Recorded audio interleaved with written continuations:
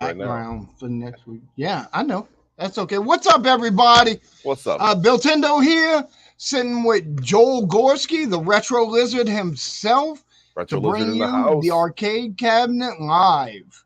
And we're going to be doing this each week on Wednesdays. Joel, am I too loud? We got to No, work all man. these things out. Baby, you ain't I, loud enough. I, hey, I hear you. I get hyped sometimes, man. I don't know. You gotta get hype, So, man, dude. This is how we oh, roll, right? absolutely. Absolutely. I'm gonna have to close that window on my computer. I'm sure you just heard it beep. No, actually, I didn't hear any beeps. That's okay. That's okay. Um, yeah, I had to close that window anyway. I realized a long time ago, like with the Facebook Live, I don't even have it connected to a speaker, but for some reason it dings really loudly. Yeah, yeah, Uh, yeah. with Facebook, anytime I get a message, and we get messages all the time. So, I guess what we're gonna do here for our first shot at this, Joel and I are just gonna chit chat and introduce ourselves and who we are, and I'll ask Joel some questions about him, and he can ask some questions about me, just so everybody gets to know us real good. And somewhere along the line, I'm going to get wow, all the green on that. You can tell I have a green screen behind Yeah. me. See it? That's crazy. Diddy Kong 64 CIB JP edition. Uh, I'm gonna give this away for free to somebody, so we're just gonna see how it goes. So, Joel, you build custom arcade machines. I You want do. you want to tell us about yourself?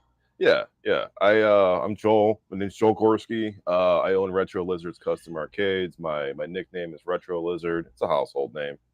Um, but yeah, I build custom arcade machines, 2 players, 4 players, mega arcades, sit down racers, pinballs, V pins. I love saying this because it's so weird to say, man. I'm the only company in America that makes a Guitar Hero multicade, the only one, and I love it. I got tons of stuff. I also have DIY stuff for the DIY guys too. I sell my external drives for my builds. I got a 20 terabyte Mega drive, light gun drive, my racing drive, my VPN drive. I got tons of stuff, man. So I got my website, Retro Lizards Custom Arcades, based out of Tonawanda, New York, just the other side of the state from Bill down there. And yeah, Yeah. so I got that's what I do, man. It started off as like a part-time thing, during COVID, just a side gig, and it grew. Like I grew with it as it was growing because I wanted to do more and more and more and more and more. I started off just doing 2 players and 4 players, and then I'm like, I need light guns. I'm like, everybody loves light guns. I need light guns. And I'm Yeah. like, I need pinball. I need a racer. I need more, and that's just how the business grew, man. And now I do this full time. So little backstory on me: I was a paralegal for 15 years, and I'm married to an attorney. And I was able to quit my job working for the law firm that I got a degree with and pursue this arcade business full time. I'm about a year and a half into it right now, and it's not looking like it's ending anytime soon. Thank God, man. I'm loving it. Absolutely love working for myself. It's just fantastic. So yeah, that's me in a nutshell right there. That's the business. But on top of that, I don't like arcades. What? I'm kidding. I'm You don't kidding. I'm like kidding. going to I'm kidding. arcades? I'm kidding. Or I'm kidding. No, I build arcades, but I don't collect arcades, right? I collect video games. right, I'm a gamer, man. right. I've always been a gamer. So I've always been a video game collector. So I in my collection is kiosks and rare items. So that's what I like to collect. And anything Nintendo 64. I am a slut for Nintendo 64, man. I love Nintendo Yeah, I 64. Always have. yeah, that's kind of my thing. I want to touch on a couple things you said. Number one, you quit a law firm to sell games.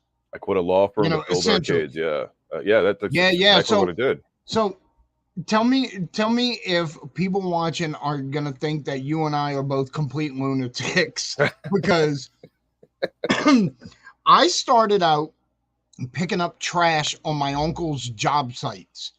My uncle was a contractor. And then when I Okay. turned 18, my uncle told me, he said, Bill, we're going to work. And he wasn't joking. He picked me up the day after my 18th birthday at 4:30 in the morning and drove me to the Union Hall in New Orleans. And when we walked in there, like he said, give him a card. My uncle was a union steward with the Carpenters Local. They gave me Right. a full union card. I was vested by the time I was 23 years old. Okay. And so I've done carpentry my entire life. It's all I've ever known. And in the world I come from, deep south, um, if you don't work with your hands, you're not working. And Right. so I never conceived of anything that didn't involve, building things with my hands. But then, you know, I get into gaming, and I've always been into gaming, but a few years ago I started leaning into it heavy. And I started using the name Bill Tendo and stuff like that. And by this point, I was tired of working with tools every day. I'm like, I'm not going to be one of those 65-year-old carpenters still swinging a hammer. Those guys can hardly walk. I already have problems with my knees and my back. Right. So I started working up at that point. And this is probably just about 8 to 10 years ago. And so by the time I left the construction field, I was a project manager. And like I told you right before we went That's a high live, position too. yeah, it is. I was running a $14 million private estate, was one of the last projects I finished up before I left. And then I went to work for another company and I hated it. I had like, I have this weird thing where I can't work for people that know less than me for an extended amount of time. And both the vice president of the company and the president knew his stuff, but he was checked out. He was done. The guy was retired. He was 78 years old. He was there, but he wasn't there. Right. He's He checked was out. all but retired. The vice president was a woman, and I'm okay with that. No hate there whatsoever. As a matter of fact, I had a lot of respect for her for stepping up to that position in such a male dominated field. But the issue is, like, I thought she had a college degree and she had learned all of this stuff in college. She did have a college degree, but I found out later, after I started realizing maybe she doesn't know as much as I thought she did, that this college degree was an interpretive dance. Right. And that's not a joke. It really was. And so I was miserable at the job because they didn't want to listen to anything I had to say for the most part. They had opinions on everything. And I wanted to leave. And I told my wife I'm going to start looking for another job. And she said, how is your side business going? Because like you, I started like selling games and stuff as part of my hobby, and then it just kind of grew from there. Right. And I'm like, it's going pretty good. And she said, why don't you just do that? Leave the job and just do that. I think you'll be fine. And it's been 3 years now. There you And go. yeah. So, That's awesome. That's awesome. similar origin stories that we both left could be considered high paying careers, or definitely. Well, maybe Not I me, guess the pay not me doesn't so come much. into it as much as, Yeah. but it's a career. It is. Yeah. We It's a went from career. a career into self employment, and this is a whole different thing because, like, I don't understand how people work for themselves and do not love what they do, because I can't ever stop working. I have problems stopping. So I Because love what I do, but I hate what I do at the same time. oh, it's a love hate, Because isn't it? it is a love hate. Because dude, when something goes wrong, I hate it. It's depressing. I don't want to go back to it and work on it. I got to take a few days off from it, and then if I do that, I still don't want to go back and work on it because it didn't work out the way that I wanted it to, and it really is depressing. But when I get something done and it's done and it looks like a work of art, and that's where I love it. Every single one of them that I do are pretty much the same, almost the same operating system on the inside of it, but they all look different. All of them look different.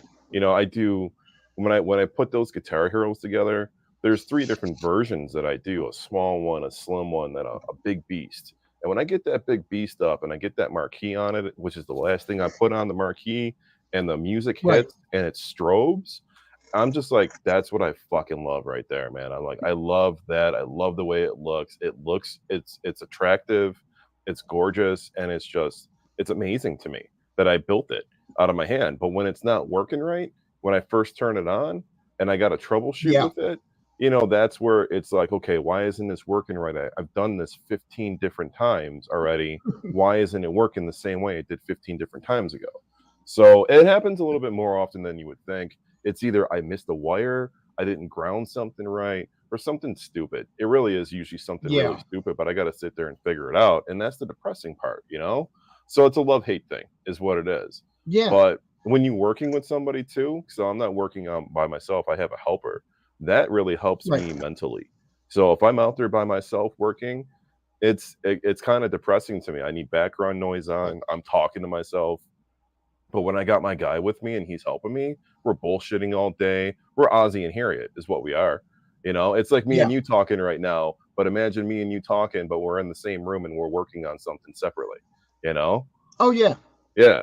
That's my son and I when we're packing boxes together, because I'm in that really really awkward phase of expansion for a small business, and I've been stuck in it for a long time now, and I'm having trouble navigating through it, where I could do a lot more things and I could increase my productivity and increase my income if I had full time help, but I can't afford full time help until I can increase my productivity Right. and my income.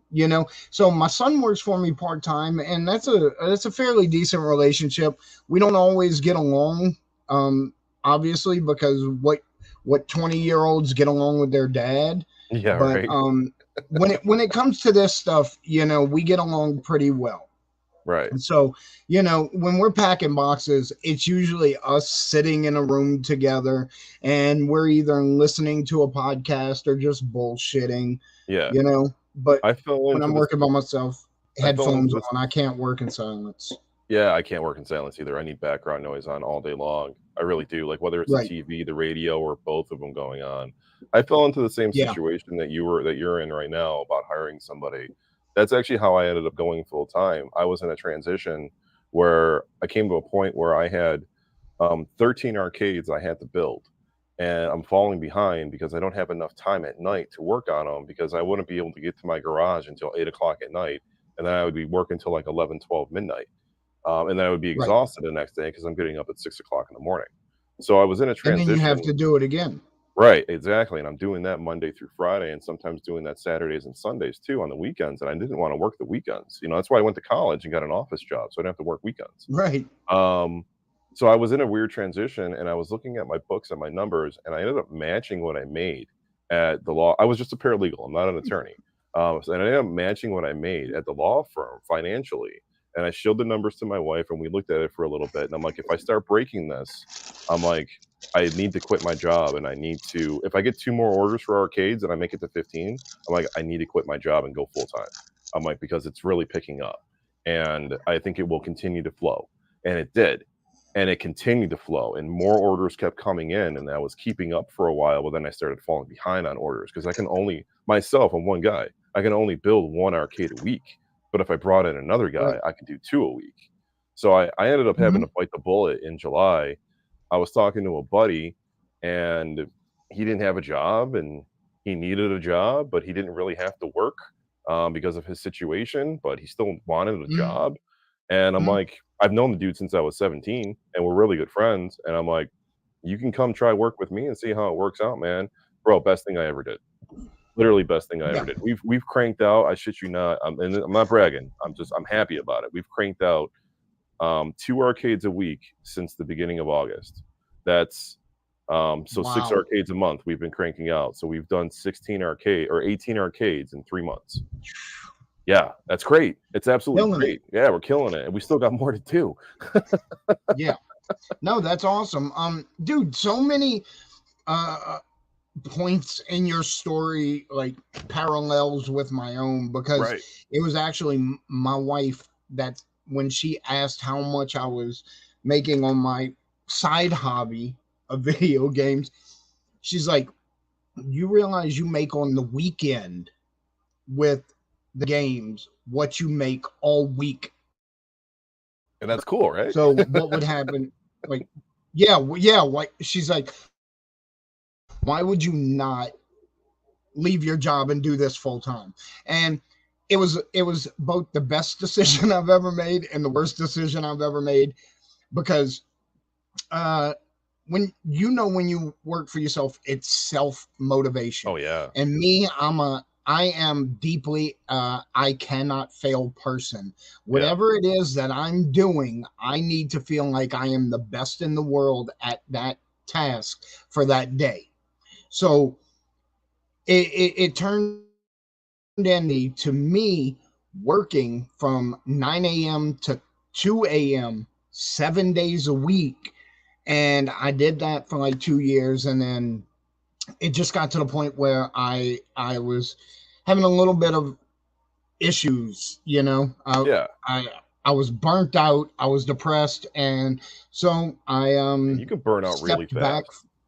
Yeah, I stepped back for a minute. I don't know if people noticed, because I made sure to set things up to kind of run without me Right. for a short period of time, and it was just a couple months.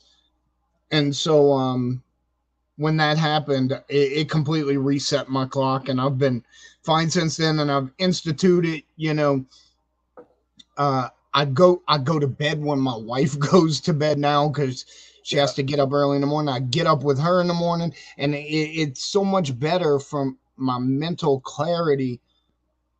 But I want to succeed at what I'm doing, so like too hard and work myself into the ground. Right. And No, I agree with you you. I know, agree with you. Like, what I mean, I work until 3 o'clock every day. Stop, yeah, put the tools down, leave, go get my kids. We eat dinner. The yeah, kids go to bed at 8:30, and then I do scheduled logins for people who buy my drives. So I remotely log uh huh, into their computers and I set up their drives remotely on their computers with them. And I do nice. that usually Monday through Thursday between 9 and 11 p.m. So every night.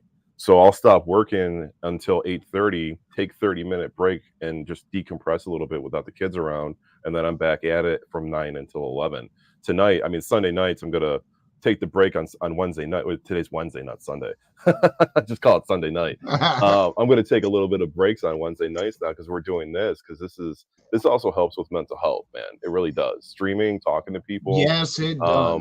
bullshitting like this really helps with mental health as more than people realize. So this is awesome. I'm really happy that we're doing this. I Um, really am. yeah, so am I. One of the things that helped me out greatly with my mental health was the consistency of doing the Bill Tendo Show podcast with Mike.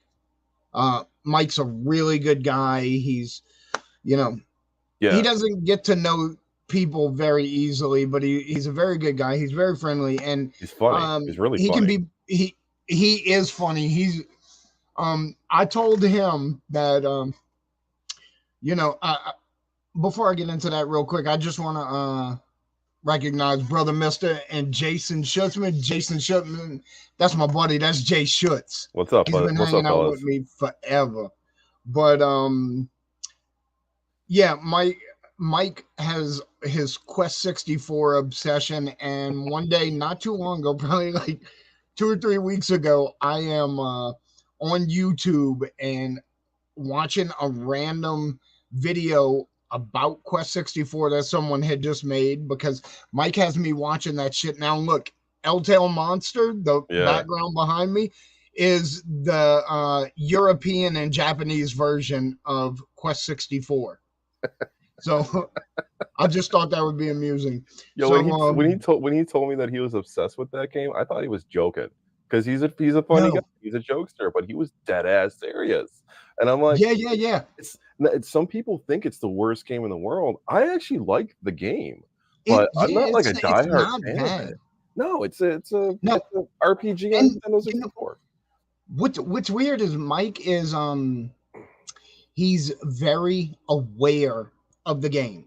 Right. As far as he loves this game because it had great experiences in his childhood, but still recognizes that it has faults and that it's not the greatest game ever made, but it's the greatest game for him because Right. of what it brought to him.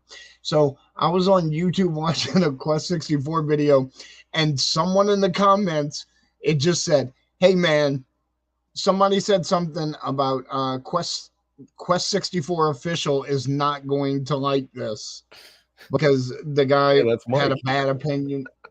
Yeah. And so underneath that, somebody commented, "That Quest 64 official guy is fucking weird, man."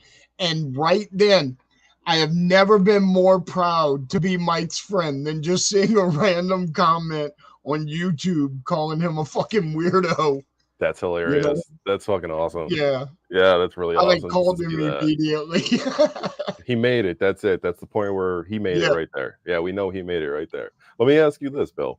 What Yes. game so Quest 64 is Mike's game. That's his game. Right. What game would be that for you? Dark Cloud on PlayStation 2. And why? Tell me why. Okay. So I want to hear the story. okay. So this is many years ago, many years ago, obviously, if it's PS2. The game had just come out, and I was very young. I think only my daughter was born. I'm not, yeah, the twins were probably born around that time or right after that. Um, so I had my big fat PS2, and I don't know how I stumbled across Dark Cloud somewhere, and I decided to try it because to me it looked like, hey, this game looks a little bit like Zelda for PlayStation, and that's how I sold it to people for years and years. I'm like, Right. you should play this because it's kind of like Zelda for PlayStation, because Zelda is my favorite series of all time, but Dark Cloud is my favorite individual game. Right. So what it was for me is that I had skipped the GameCube and went to PlayStation instead, and went to PS2 instead. And so I found this Zelda-like game where you had dungeons that were randomly generated each time you went in them. Hmm. You captured things in dungeons and then brought them back out the dungeons into the town, and you put the town pieces of orbs that you find. You might find a fireplace for a house person that lives in that house, and you rearrange the towns, you fight the bosses. You don't level up your character, you level up the weapon. Okay. And there was this massive weapon tree where you start with a dagger, and you can build this up into 20 to 30 different swords along the way using different stones and gems. And I mean, it'll get to the point where you can overgrind the game, and the dark genie just one shot him at the end, which I have done. But at the Of course. time, like, this was so interesting to me that I was drawing these randomly generated dungeons because there was probably only about 20 of them. Hmm. So I had a notebook full of the 20 layouts. So I knew where everything was, where it was to get to the backboard for the dungeon. You know, I knew that the Forest Temple level 9 backboard is the best place to gain XP because it's just completely filled with werewolves. Um, I wrote down what every stone did to every sword, what every sword turned into, because they change into different weapons along the way. I had You were into this. probably two. I had two notebooks full of everything to do with this game. So when I say I wrote the book on this game, I literally wrote a book on this game, and it was everything you needed to know about the game. I found infinite glitches for stuff. I was obsessed with it. I probably 100%ed it 100 times or so. And then Hurricane Katrina hit, and I lost my notebooks, but I still remember most of it. Oh, because you were, yeah, that's right. You were down there. Okay. Yeah, Yeah, yeah. yeah. I had the clothes I was wearing left, and that was Right. pretty much it. So my game would be Shining Force 2. Not the Yeah. series, just the game. Just the game. It was my very first RPG or JRPG, whatever you want to call it, that I've ever played. Very Right. first time I ever played a game like that. 10 years old. I got a Sega channel, and I'm in my room, and I'm just going through the Sega channel the one day, and I came across a game called Shining Force. So I'm like, oh, what's this? I always loved medieval shit. I always loved King Arthur type stuff. Any kind of medieval kind of games I was always into in movies. I loved all that stuff. So I started playing it, and it just held my attention, and the story to it. And they were talking about what happened in the previous game, but I didn't know there was a previous game. I know it was Shining Force 2, but I didn't know there was an actual Shining Force. Right. Because a lot of times back then, we'd get a sequel to a game, and the first game came out on like 3 consoles prior, 15 years ago, and I'm never going to see it in my life. But Yeah, there it was came out on Commodore 64 or something. yeah, some shit like that. So I had no idea what Shining Force was at all when I was playing this game. And the Shining Force 2 I'm playing, and it just the story held me, the gameplay held me, the turn base on it and the fighting style of it, and then running around with the little guys following you and like a little group and shit across the countries or across the land for it to go from place to place. It wasn't mind blowing to me, but it was the first game that ever captivated my attention in that way. And I've gone back to it to play it so many. I've never beat it, and that was a point where I don't know if you ever had a Sega channel, because I think you're a Nintendo guy. I think you told me once Sega guys are weird, right? Yeah, So Sega guys are fucking weird, bro. the Sega, the Sega channel used to have an issue where it would lose your saves. So I would be playing that game for a while, and I would be grinding at it. Like I'd be playing that game for like a month. It was hard. It was a hard game for me at 10 years old, and I would lose my save, so I would have to go back and play it. And then sometimes the Sega channel, it would be rotating games, so I would lose the game and I'd have to wait for it to come up again. I have never once beat the game though. I came close. I go back to it every couple of years now. The last time I played it was on my modded PSP, and I was playing it on the Sega emulator on the PSP with a Game Genie because I wanted the codes. I'm like, that's it. I got the codes. I'm gonna fucking beat this game once and for all. And I screwed up somewhere along the line, and I didn't have enough like magic or something to kill the boss at the end, and I just kept dying and dying and dying and dying, and I finally fucking put it down, and I'm like, I'll go back to it someday. That was 2 years ago. I still haven't gone back and picked it up yet, but that is my game that would captivate me and that always will hold my heart, because it was the first game that has ever done something like that, and it was my first experience with that, and I loved every bit of it, every single bit of it. Right. So, I'm actually a pretty big fan of Zelda clones. I think Hmm. there's some really good ones out there. Um, Obviously, Dark Cloud 2. Dark Cloud 2 is actually has the distinction giving us the modern crafting system that we have in games like Skyrim. It's the first time it was implemented in a full way to where it was actually feasible. So I always found that Wow. interesting. Without Dark Cloud 2, we wouldn't have that. But Dark Cloud and Dark Cloud 2 was made by Level 5 Games. I don't know if you're familiar, but they also make Professor Layton, Never heard all of of it. those puzzle games. You never heard of Professor Layton? Okay. No, never heard of What it. about Nonini Cooney? Nope, never heard of it. No, well they partnered with Studio Ghibli on that one, Okay. and Studio Ghibli did the art for it. It's basically a mixture of a JRPG and Pokemon. Okay. So Okay. it's a phenomenal game, and it's so absolutely beautiful because all the art's done by Studio Ghibli. My neighbor Totoro Right. and stuff like that. Um, but I do like other Zelda clones. Dual Hearts was a good one on PS2 that was made by Atlas, and another Atlas game, which as a Sega guy you probably know, Yeah. Crusader of Senti. Yep. That's a good Yeah, game. yeah, it is. I don't know if it's worth the price, No, but definitely not. But it's still a good game. you It's know, your standard Sega game. yeah, where I'm at in my life, it's just I'm a very firm believer. If you want an $800 game for your collection, that's for you, and that's fantastic. And I am happy for you. Whatever makes you happy makes me happy. But I don't think Absolutely. anybody should have to pay $800 to play a game. I agree. So, I 100% agree. 100. And um, that's why I like so emulation. You go to emulation, oh you can yeah, play that $800 game for free. oh yeah, yeah, yeah. You and I have the same views on emulation. That's what. To the people that's watching right now, yeah, that's why the console I have for sale right now is Nintendo X Retro Lizard, because without Joel, that would not be up and running. Especially, especially right at the end there, you talk about things not working right. I'm having freaking anxiety attacks because Oh, I can't dude. figure something out.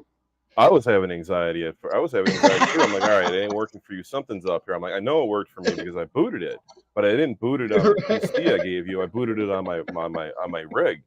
I'm like, so I know it works. Right. Right. And then I did this, and then I reloaded the second one and I showed you, I'm like, oh, it works. So I'm gonna send this off to you. And then it didn't work. And I'm like, all right, what is going on here? Right? Like something's up. And then I got the same PCs. I got my order and I tested it on that PC that morning, and I'm like, it's not working. But it's working on this, but it's not working on Yeah. that. And then my other drive was working on it just fine. And I'm like, oh no. I'm like, I gotta redo my drive. And that's what I did. I completely stopped what I was doing for 2 days and I redid my drive and got that thing done and out. And now it's running like a champ. Oh yeah. Oh yeah. Absolutely. Uh,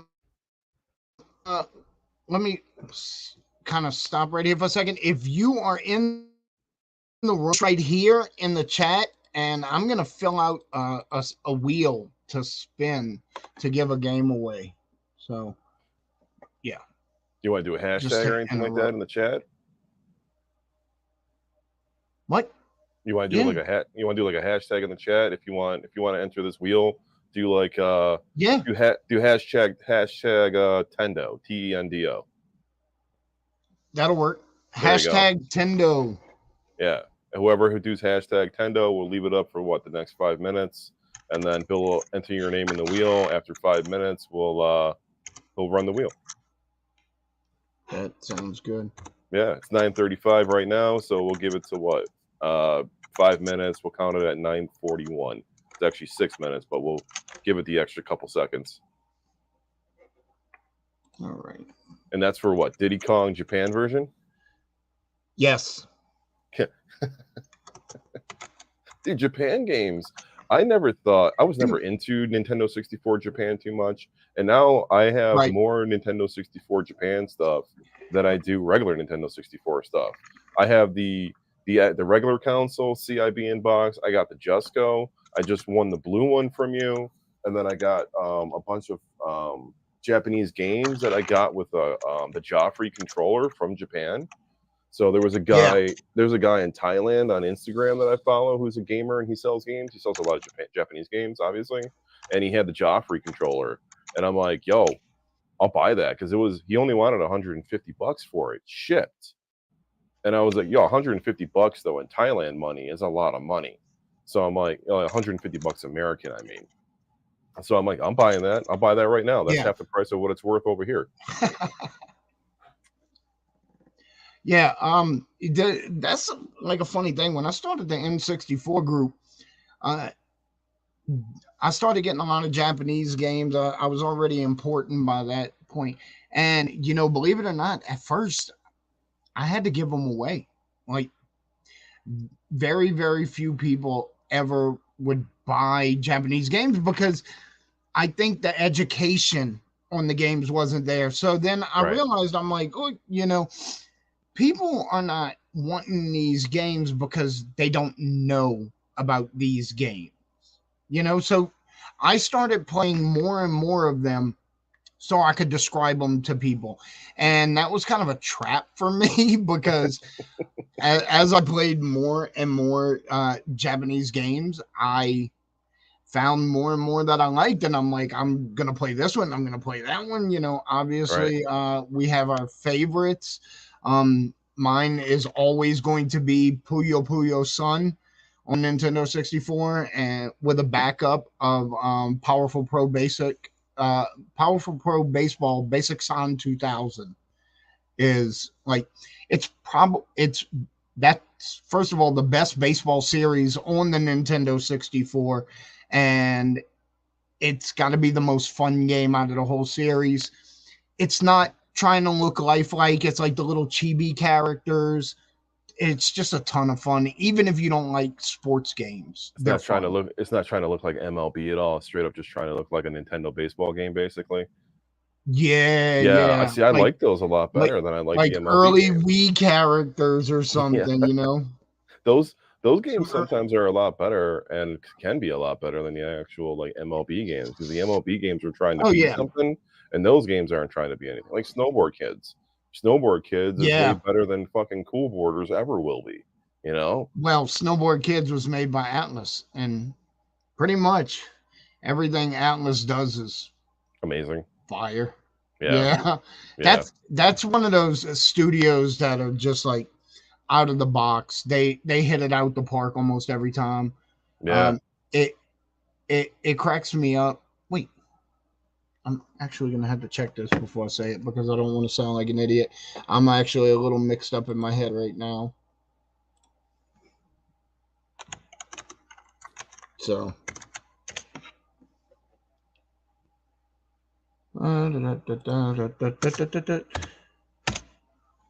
The determined look on Bill Tendo's face while he searches. Yeah.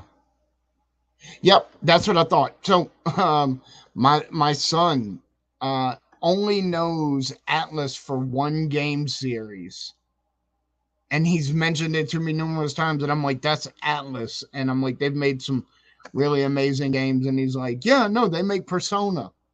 He's like, "Persona 5," and I'm like, okay, yeah, the Persona games are great. And he's telling me that the best Persona game is Persona 5 Battle Royale, where it's a fighting game. And I'm Yeah. like, dude, go play Persona 1 on the PS1 and we're going to have a completely different conversation about this.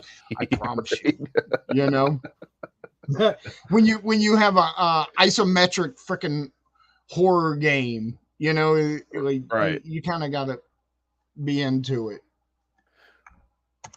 So did you see what do you think about the announcement of the Zelda movie since you're the big Zelda fan? Um, I What's am your the big thoughts? Zelda fan. You are the big Zelda fan. What's your I thoughts?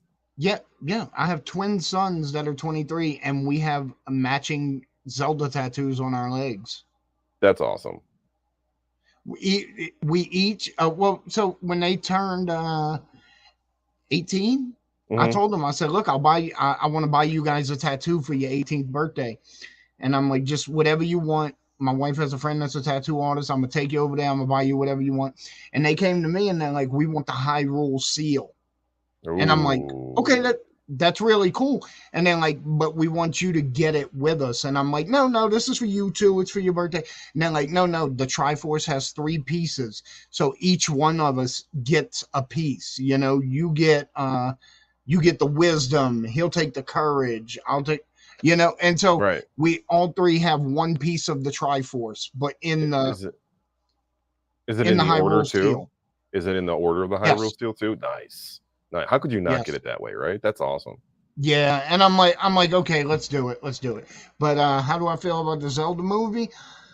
Excited and nervous. I think if Nintendo's involved, it which I feel like they're going to be a little overbearing with it as they should be.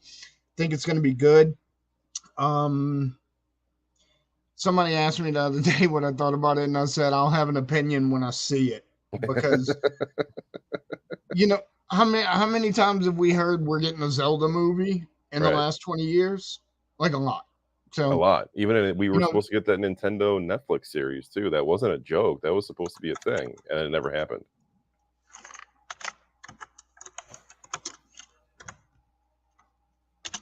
What are you looking up now?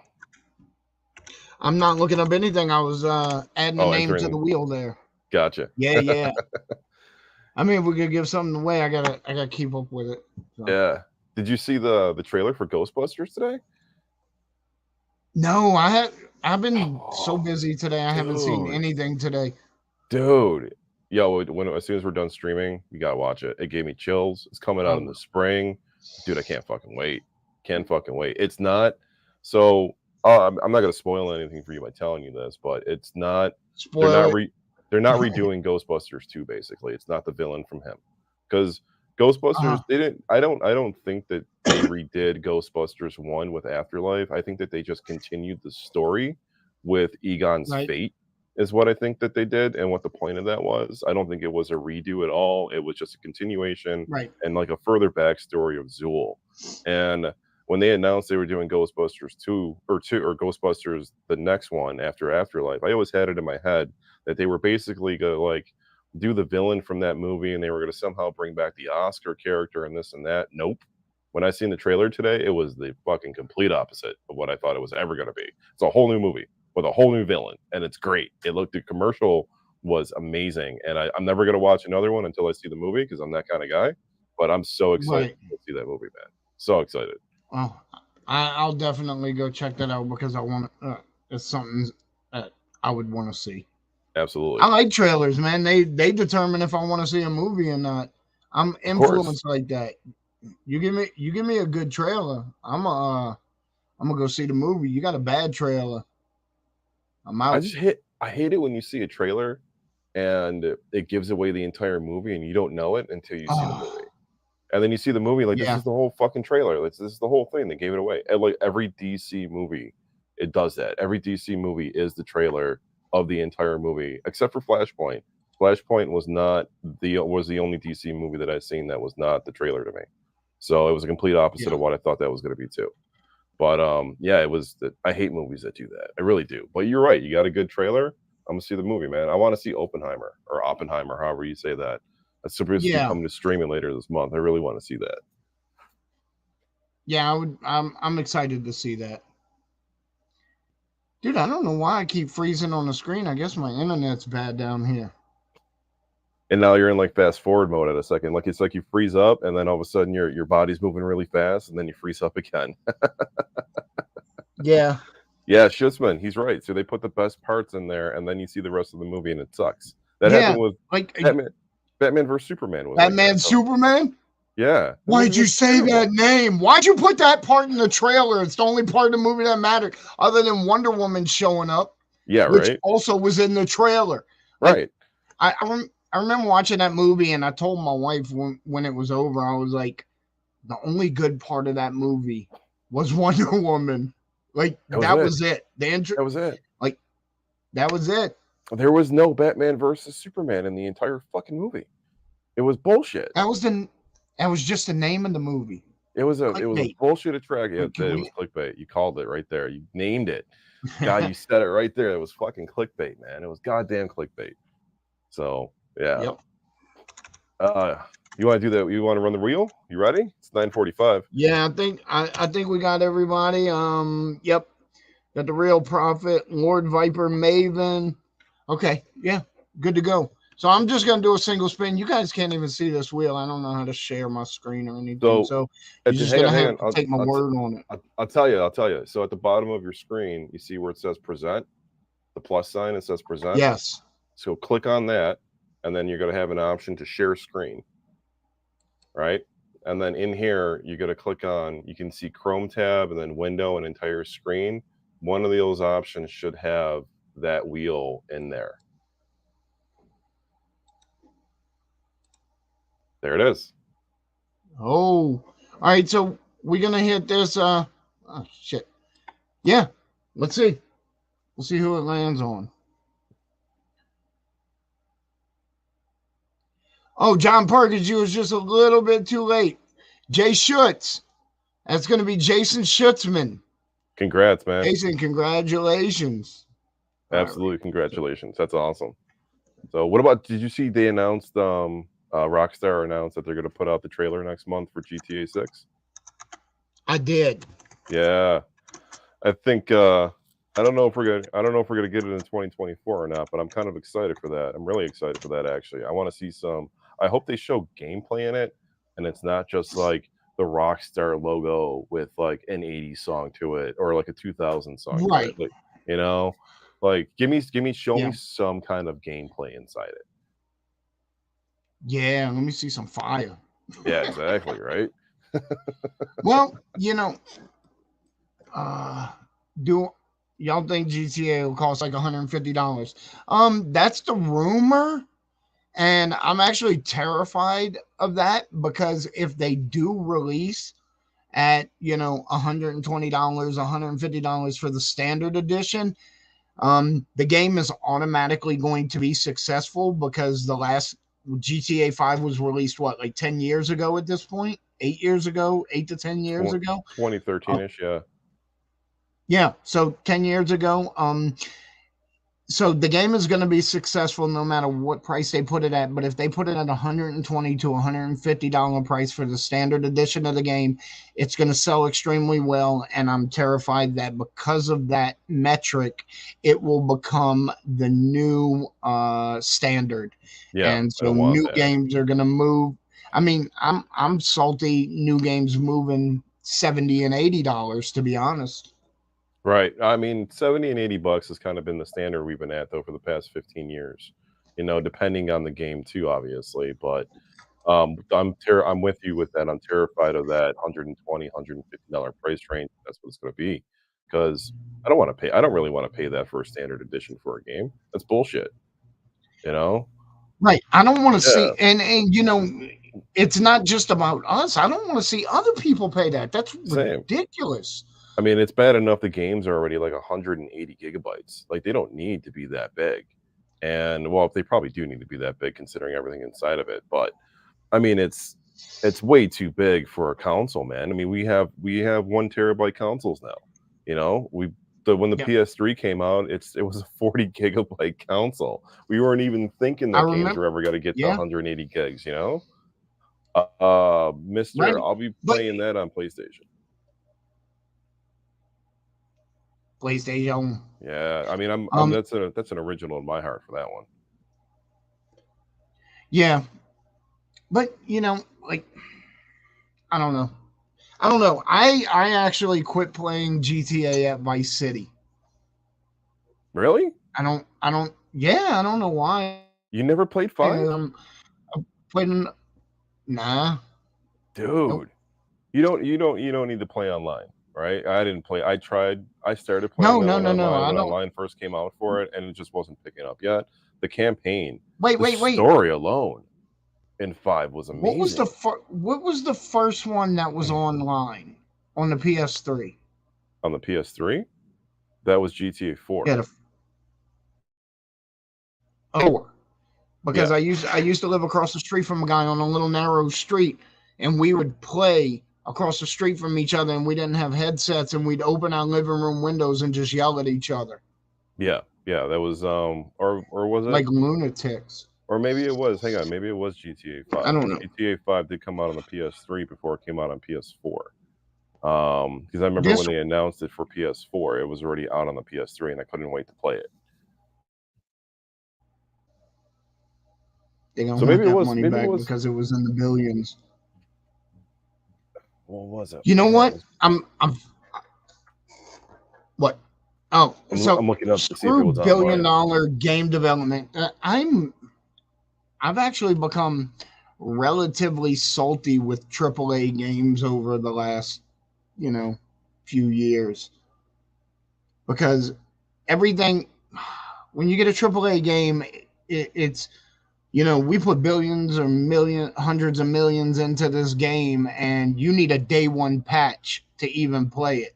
Oh yeah, I hate And that. then you have crowd-funded indie games like a Hat in Time. Absolute fucking banger. It's got that feel of Mario Sunshine, but on a Switch. Right. The old platformers, but new. And I mean, this is a crowd-funded game, and it's complete. So how are you telling me with $500 million you can't sell a complete game? Right.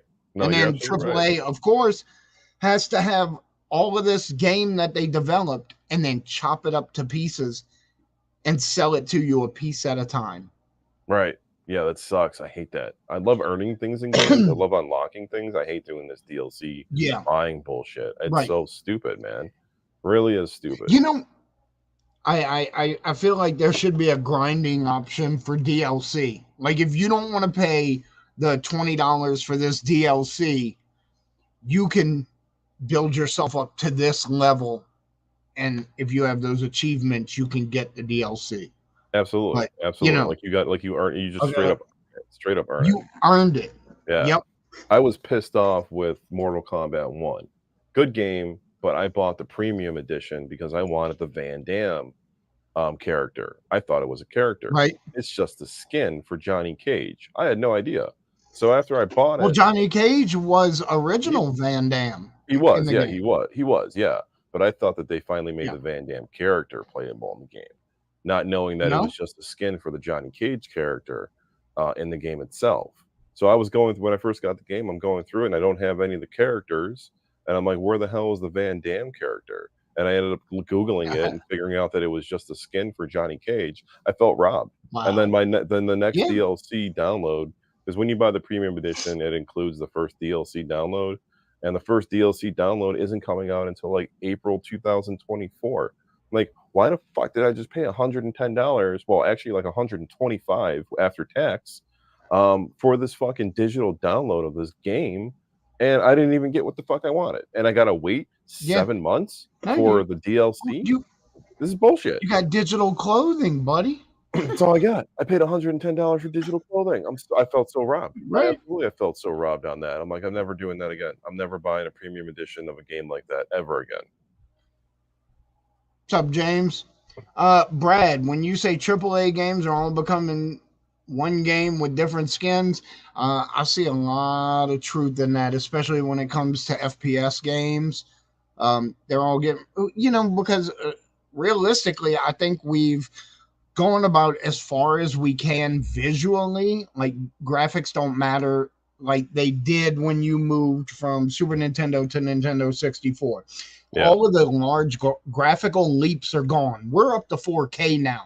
Your eye can't distinguish anything better than that, So now it's all about the gameplay, and if the gameplay is even remotely similar, yeah, it's just it's the same lady wearing different dresses, unless it's FIFA, and then it's the same lady wearing the same dress, because FIFA hasn't made a new game in 15 years.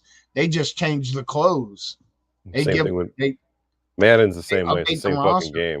Yeah, Madden's the same shit to me. It's the same game over and over again. That's why one of the reasons NCAA 14 is still so popular is because it was a better all-around football game than Madden was.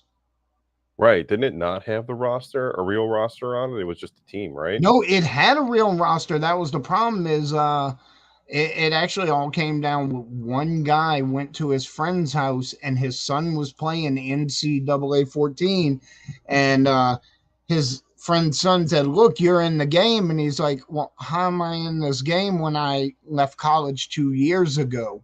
Right. And so he ended up suing for using his likeness when he was no longer in college. And it ended up being a class action lawsuit with a bunch of former college players that were in the game. Became a licensing issue to the point where they just shut the game down. And that's why that game's like $120 or something. That makes total sense, actually, to me. I would have did the same thing. I'm like, my name's in this game. Oh, yeah. I didn't give anybody permission for that. I'm fucking calling my attorney right now. You've been selling me in several different games when I'm not under contract with you.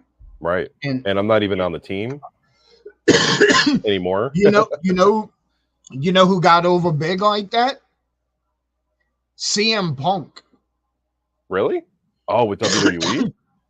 WWE fired him and then put him on the cover of their game that year. I think it was WWE 13 or something, whatever it was. He was on the cover like this. Mm-hmm. He had gotten fired like not even a year before, which means WWE had lost all rights to his character. He was on the cover. He was in the game. He sued him for several $1 million, and they just paid him. They just settled. I think he's back in WWE now too. That's the rumors, but I don't think it's gonna happen super easily. Right. Yeah, he's You know, got obviously bad blood going on there. So I mean, I would have did the he's same got thing a though. Like if he's you're putting me on the cover of your game and you don't have the rights to me, I'm fucking suing you. As simple as that. well, you know, he was in his rights to be salty. After all, the WWE did fire him on his fucking wedding day. They Right. made sure he got the FedEx with the termination papers 2 hours before his wedding.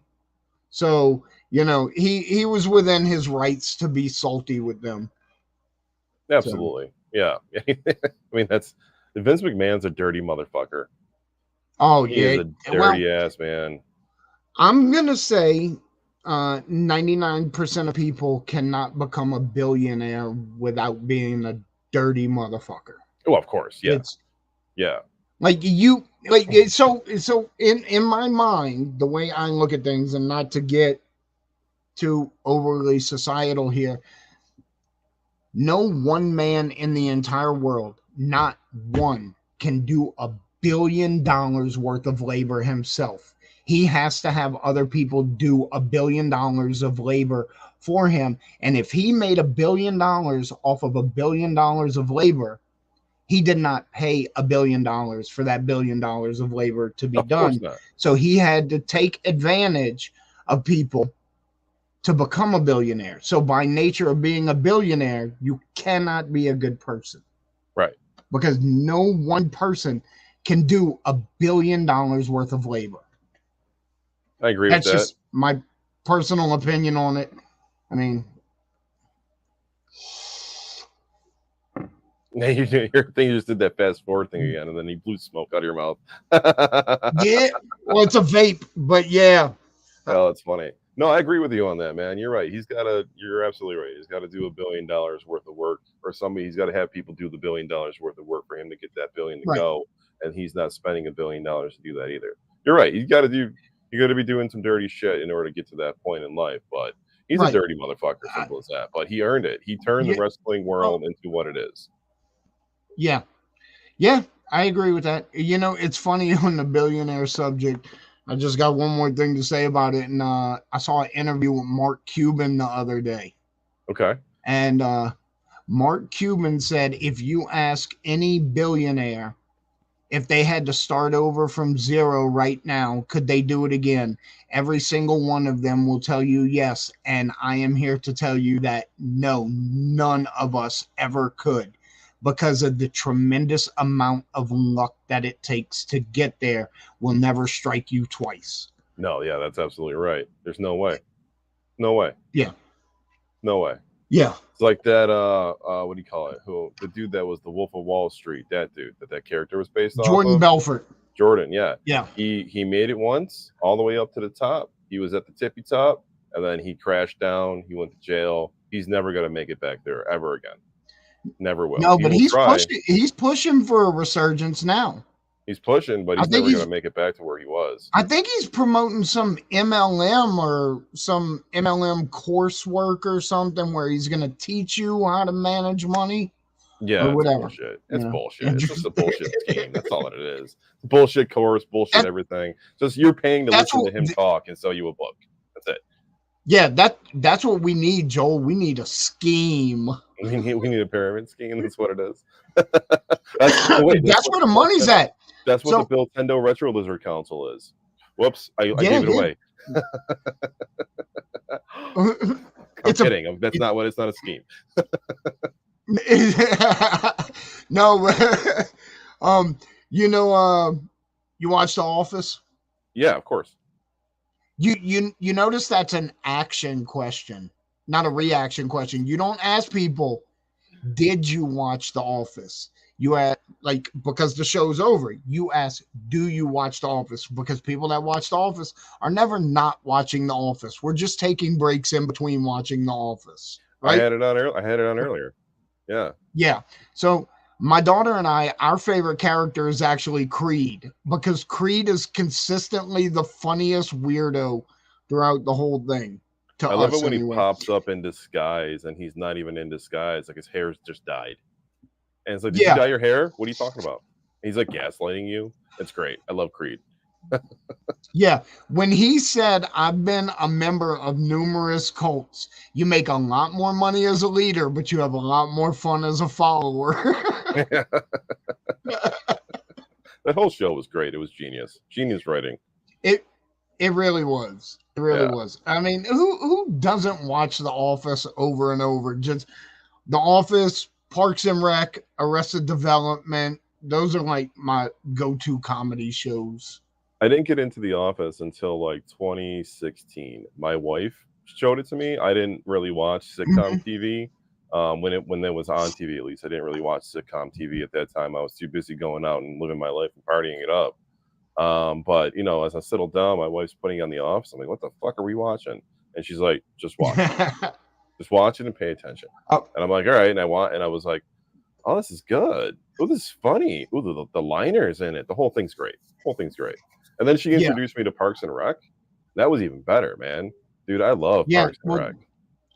Parks and Rec and The Office, both of their first seasons are kind of tough to get through, Yeah, but absolutely. like Season they two really though. find it in their sexy season moving forward. Yeah. When it comes to The Office, I actually, by the time America got The Office, I had a buddy, Richard, who lived down the street from me, and we hung out all the time. We both had the complete British series on DVD with the specials they made after and stuff.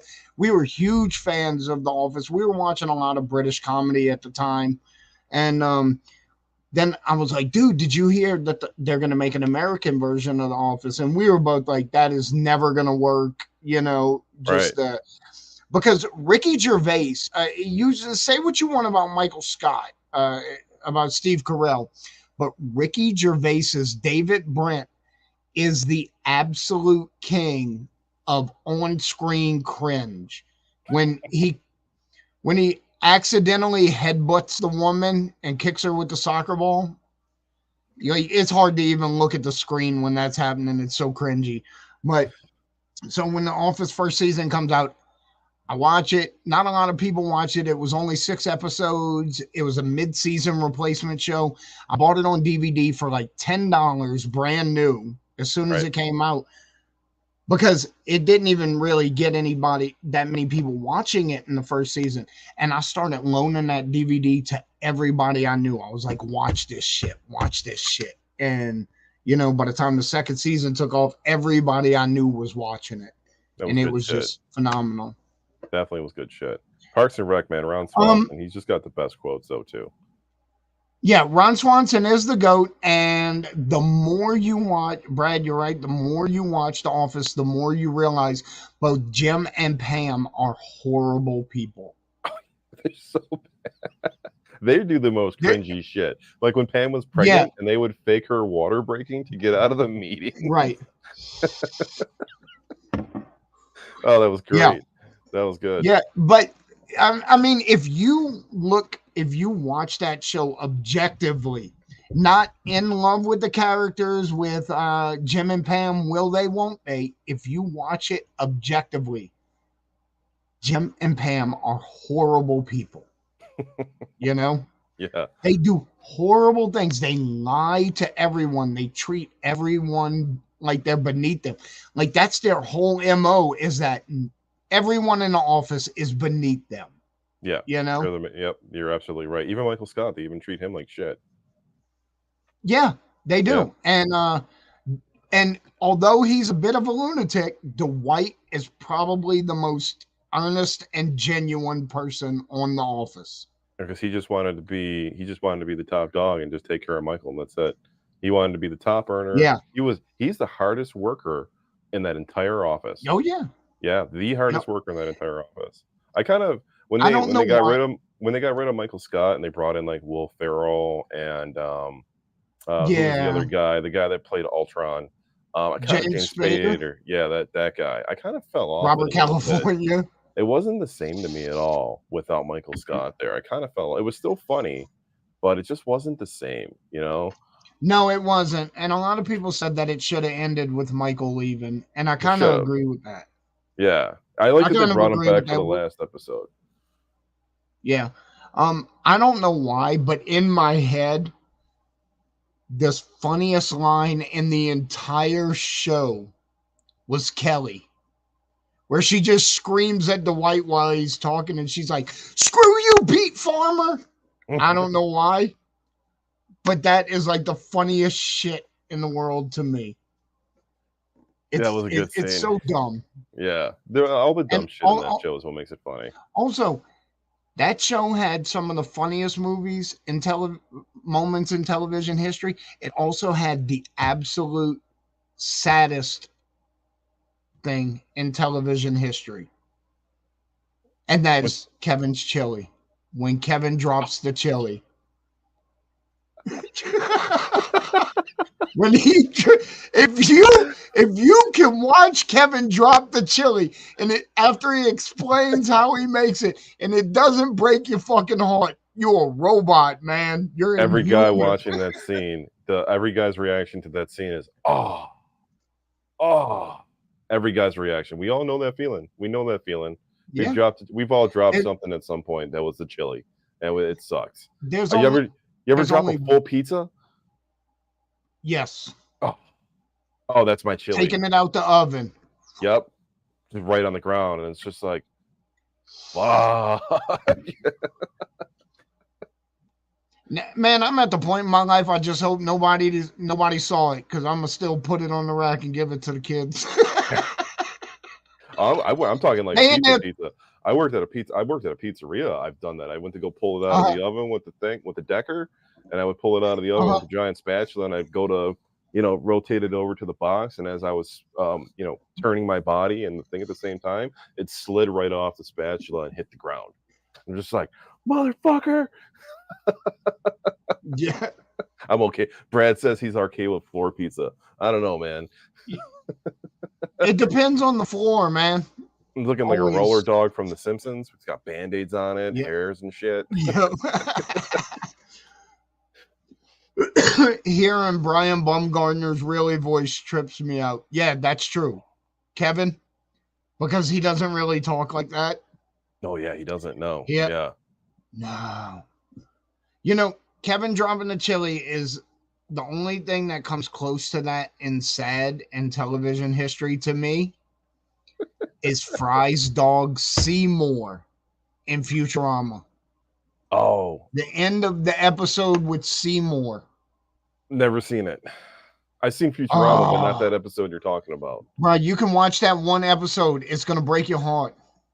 No, man. I don't want to now.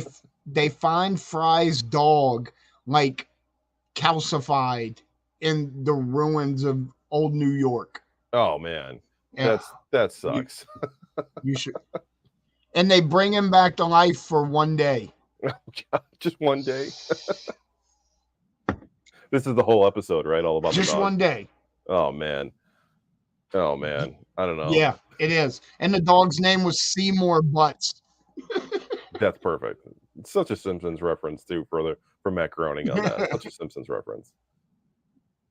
It's like watching the guy that does the voice for Homer do the voice for Homer without Homer on the screen. Yeah. It's like it fucks with you a little bit. You know what I mean? I watched that. He was on Letterman once, and then he did the voices.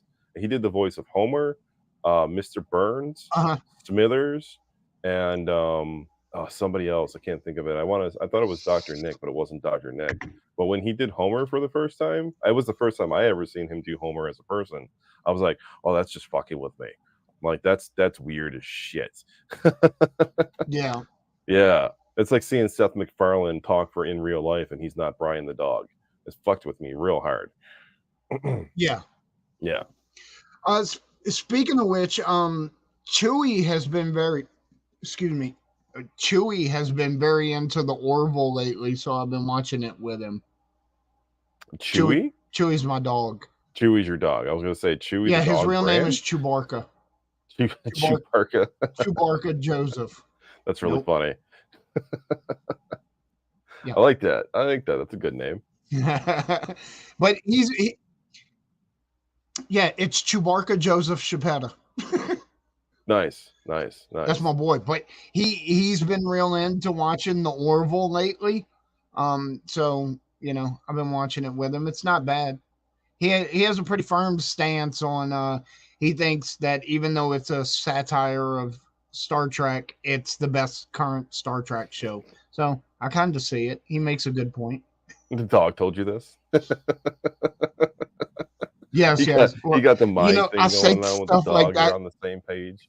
I say stuff like that to my wife, and she's just like, "Shut up! Why do you say such weird shit?" And I'm like, "I don't know. He's just telling me he's a huge fan. Obviously, He's into it. That's it.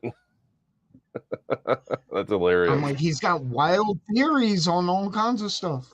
Right? That's hilarious.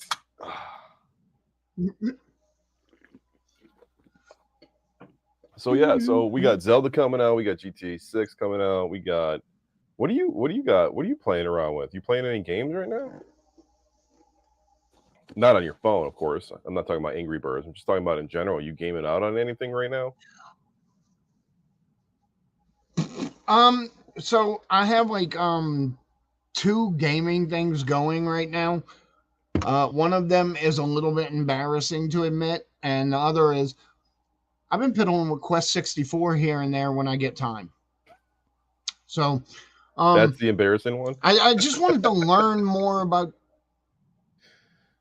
No, the embarrassing one is I was kidding. my Switch has the same game in it for like the last 6 months, Tears of the Kingdom. and that's Tears of the Kingdom. It's been in there since release. I have not updated it. It's the 1.0. It's the 1.0 version from launch with the infinite duplication glitch. Same, yeah. So, same. I turned the updates I off. won't update it, but yeah, absolutely. I have maybe 450 hours in that game, and I would say I'm 75% of the way through it because I piddle around way too much. There's so much to do in that game. Like I'm grinding. I'm grinding pretty much. I'm grinding at that game too. That's the same game that's been in my Switch. My daughter's been playing Mario Kart, but when she's not playing Mario Kart, I'm playing Tears on the Switch when I'm playing the Switch, and it's the same game that I've been grinding on too. I've only done 2 of the temples, and I'm like, I want to get the Master Sword, but before I get the Master Sword, I want to build up all my hearts. So before I build up all the hearts, I got to do all the shrines. So I'm grinding on the shrines right now. Yeah. So on Tears, it's the opposite from Breath of the Wild as far as getting the Master Sword. You need stamina. Yeah. I got the double stamina. So I read that. That's what made me start grinding at the shrines, because I needed the stamina to build up the hearts and then build up. I needed the stamina. I needed the light things to get the stamina from the prayers.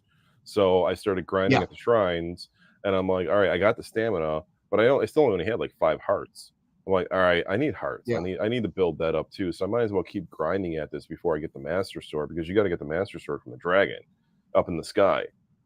So I'm like, I'm just going to start grinding at it. I got 50 shrines done so far is what I got. And I've been grinding at it for 2 months. That's not bad for 2 months. No, that's not bad at all. Obviously, at this point, I have all of the temples. And, to be honest, my favorite temples were what I am calling the Eventide temples. Remember in Breath of the Wild, you got to Eventide Island and it took everything away from you and you had to fight your way through the island, whatever you found on the island. So they have like the Eventide style temples in Tears of the Kingdom where you go into the shrine and it takes away everything. And there's like a wooden stick that you start with and you have to kill all the robots in there and go through all the challenges. It's a pain in the ass. With no extra food, with no real weapons except what you could take from them. So those are actually my favorite shrines, because it's not about, like, you get to a certain point in the game when you can just brute force pretty much anything, right? With a little technique, a little brute force. But then it becomes about strategy. How do I attack this temple to take? I need to take that guy out because he's going to get me. This guy will shoot me from over there. So I need to go in this specific order. And I enjoy the strategy of it. that strategy in those temples or in those shrines help you in the game when you're playing the game Oh because then yeah. you're learning the same technique as you're going about it. So I really enjoyed the shrine. I thought the whoever decided to put the shrines into those games was a really good idea, Yeah. and they're a lot of fun. That's why I don't mind the grind at those right now. There's like what 172, something like that, Some 100 yeah, something like something like that. that. I I don't don't have mind the my grind. switch down here. I don't mind the grind. I don't know at all, dude. It's good. Did you beat the campaign on it? Like, did you beat the main story quest? I haven't beat Ganon yet. I've Okay. done everything else. Right. I'm just Okay. running down the last couple side quests now. Yeah, I'm not even close to that at all. I still have locations on the map that I got to open the world up to with the Skyview towers that I haven't gotten to. I'm not going to get to those areas until I've cleared all the shrines on the open map that I have right now, though. So like, I never been to the Right. desert yet. I haven't been to like where the water temple What? is. Yeah, I haven't even What? explored the entire map yet. I got like the top quarter half of the map opened up. Like I have where the fire temple is. I have the Yeah. where the wind temple is because the Calgera, and that wasn't dude. The Calgera was an epic fucking boss fight. That was Yeah. my number one I boss fight in any game I've ever played right now. Love that. so what so let me ask you a question. How much time have you spent in the depths? Because I haven't to touched it me, yet. the depths what you I'm not have kidding. you haven't you haven't even been to the depths? Didn't go down there yet. No, they're all open, but I haven't gone down there yet because I'm grinding out the shrines. I don't want to go down there at all because there's no shrines down there. I know that. So I want to But grind out all the let me tell shrines you and what then you go on with the do story need to quest. know. So you go to the depths, and what they have down there are not shrines, they're light roots, right? Because Right. everything's black and dark. Yeah. And you activate a light root, and it lights up a small area. And then you find your way to the next one and to the next one until Right. you light up the whole map of Hyrule underneath it, right? Right. But then that helps you find your shrines because there's a light root underneath every shrine. Really? Yes, the name of Oh, the light root is going to be the name of the shrine spelled backwards. see, I just been kind of following the map. I go on my phone and I look up the map on my phone for the shrine locations in each area, and I kind of been doing it that way. So I guess I'm kind of cheating Um, a little bit because I'm using a strategy map online, but right, but um, you can strategize yourself. Go down to the depths, light up some light roots, go back up to the surface, and find the shrines in those locations. oh man, there goes 2 weeks of my life right there. I guarantee it. There's just so much to do in the game. You know, that game is just it's Yeah. amazing at how they fit so much on that little cart. There's so much on that little cart in that game. It's Oh amazing yeah. to me, and the game is so beautiful. I am a huge Tears of the Kingdom fan right now. Huge Tears. I didn't think I wasn't a I like Breath of the Wild. I didn't finish Breath of the Wild, but I liked it. But I wasn't like a huge I diehard finished fan it of it. several times. Right, so eventually I am gonna finish it, but I'm not like a huge diehard fan of it, but Tears of the Kingdom, I mean, I've just become such a fan of that game and merch for it and just everything because it's just so gorgeous. Everything about it's go Yep. I got a GameStop promo banner right next to me of Tears of the Kingdom. I got the collector's edition, Oh, I got the Zelda Switch, I got a Tiger handheld that's not a real Zelda Tiger handheld, but it's designed to look like Tears of the Kingdom.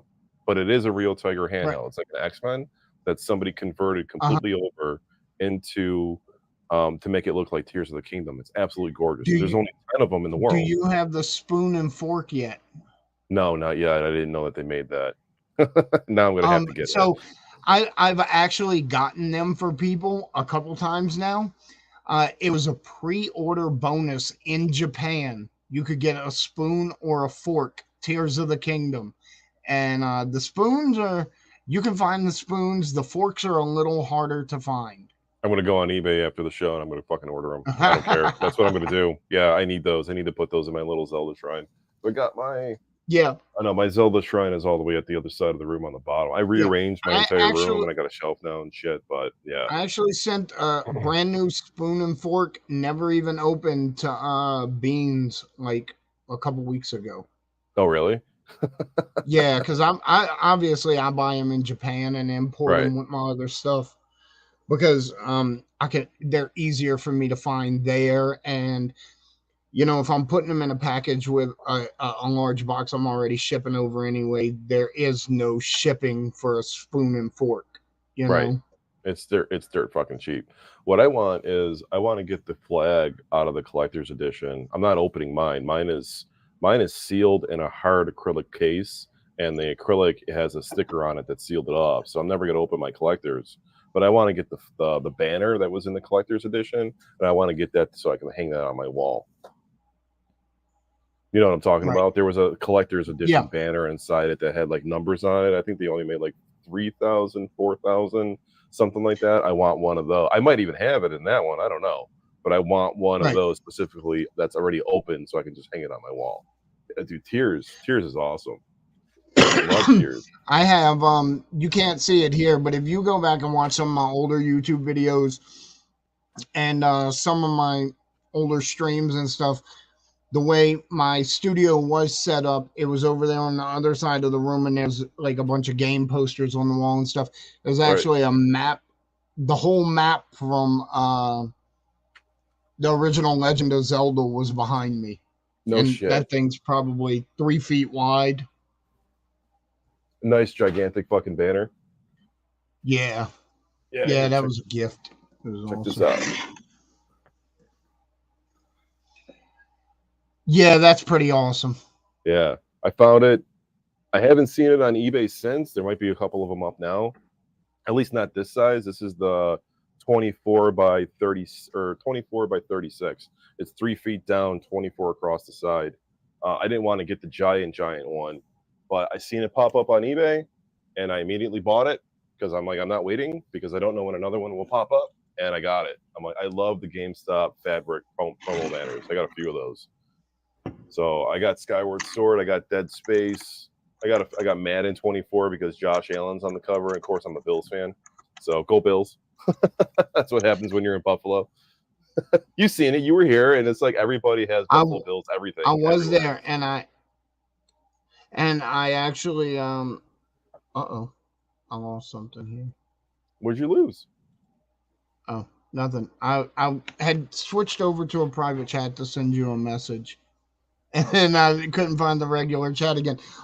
Yeah, when I was up in Buffalo, I kept making the joke, and I'm like, man, the people in Buffalo really have a lot of love for such a mediocre team. Me too, man. We're diehards for that. We live and breathe Buffalo Bills, man. No matter what, whether they're bad or good, that's what we do. I grew up in New Orleans, all right? The Saints never had a winning season until they won the Super Bowl. With Drew Brees, Yeah. So, like, I remember when they were actually part of the NFC West at one time, right? Right. And I was in my teenage years, and this is no bullshit. There's no bullshit to the story whatsoever.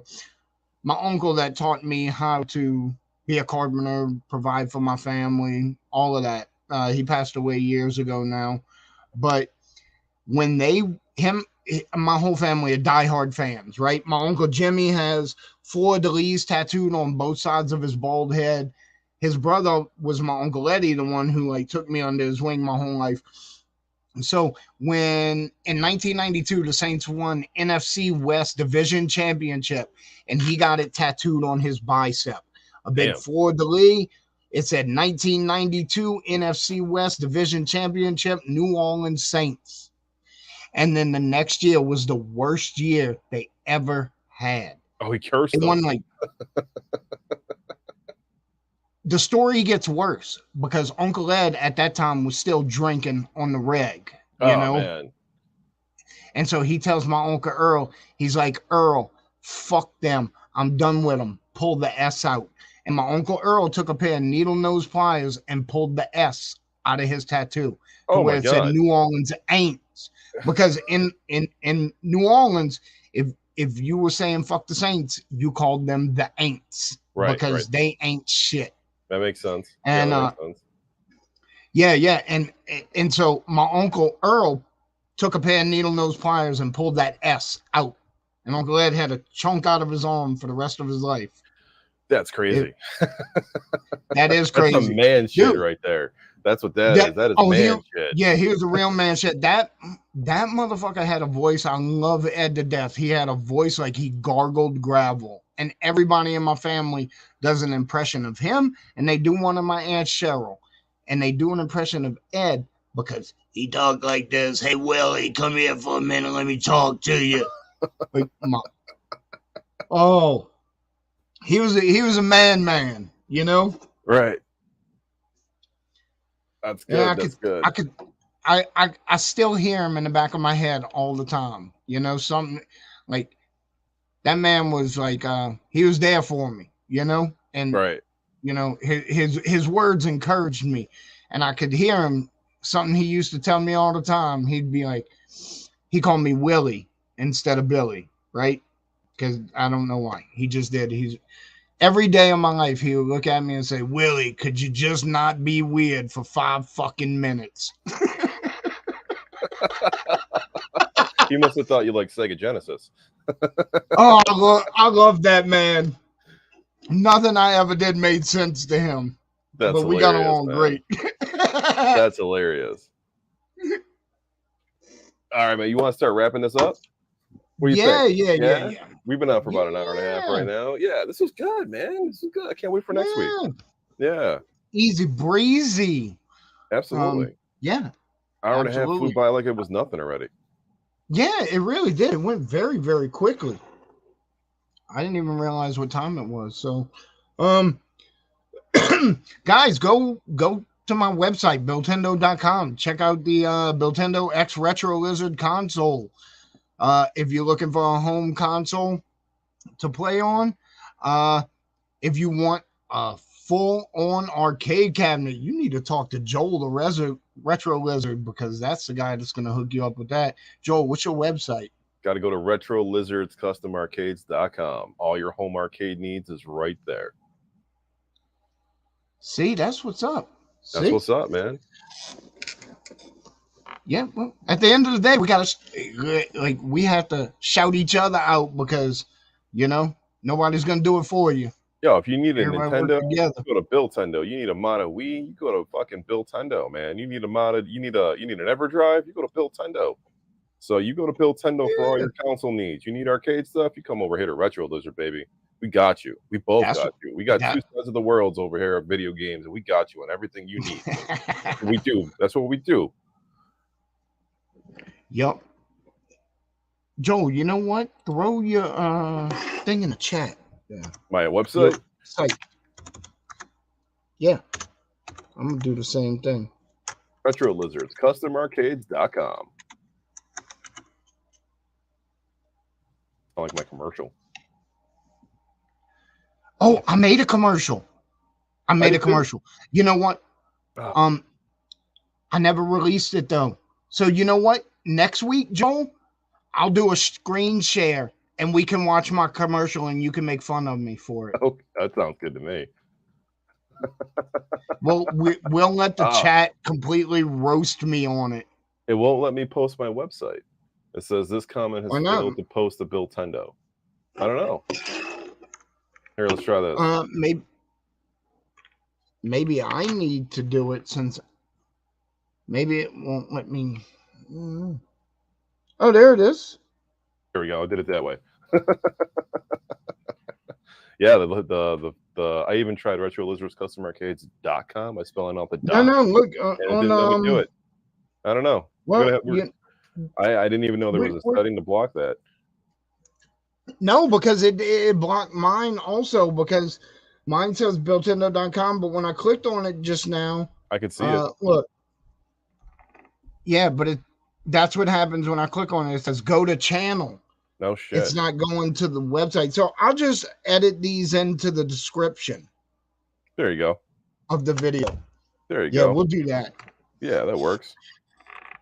Yeah. All right, Joel, let's get out of here, and we will chat again next week. Thank all right, you, everybody. Thanks for hanging out with it.